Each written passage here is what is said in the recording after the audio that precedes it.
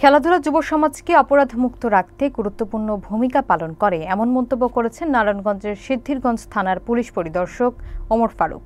শুক্রবার বিকেলে নারায়ণগঞ্জের সিদ্ধিরগঞ্জ থানার ৭ number ward Kadamtali premier league cricket টুর্নামেন্টের উদ্বোধনী অনুষ্ঠানে তিনি এই বক্তব্য করেন। খেলাধুলার মাধ্যমে যুবকদের মধ্যে ইতিবাচক পথে চালিত করে এবং মাদকমুক্ত সমাজ গঠনে ভূমিকা রাখা সম্ভব বলে মনে করেন তিনি। মনিরুল ইসলাম মনিরের প্রতিবেদনে দেখুন বিস্তারিত। নারায়ণগঞ্জের সিদ্ধিরগঞ্জ থানার কদমতলী মধ্যপাড়া যুব সমাজের উদ্যোগে শুরু হলো Kadamtali premier league cricket tournament.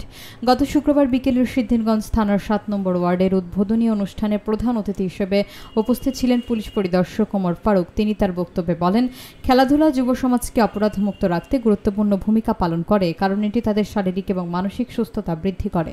এর মাধ্যমে যুব সমাজকে মাদকাসক্তি, সন্ত্রাসবাদ এবং অন্যান্য সামাজিক অবক্ষয় থেকে দূরে রেখে সুশৃঙ্খল জীবনযাপনে উৎসাহিত করা সম্ভব।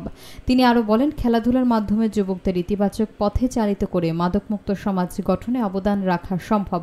ঢালি ফাউন্ডেশনের চেয়ারম্যান এবং সিদ্ধিরগঞ্জ থানা জাসাসের আহ্বায়ক শামীম আহমেদ ঢালির সভাপতিত্বে এই অনুষ্ঠানে আরও উপস্থিত ছিলেন জাতীয়তাবাদী তরুণ দলের যুগ্ম মহাসচিব ইঞ্জিনিয়ার শহীদুল ইসলাম, সমাজসেবক মোহাম্মদ শাখাওয়াত হোসেন, হাজী মোহাম্মদ জহিরুল ইসলাম, মোহাম্মদ রিপন, মোহাম্মদ জসিম এবং মোহাম্মদ বাদুল সহ অন্যান্য গণ্যমান্য ব্যক্তিবর্গ।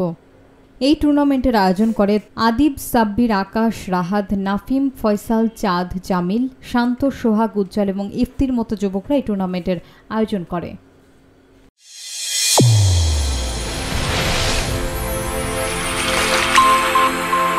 চ্যানেল A1 হৃদয়ের স্পন্দন।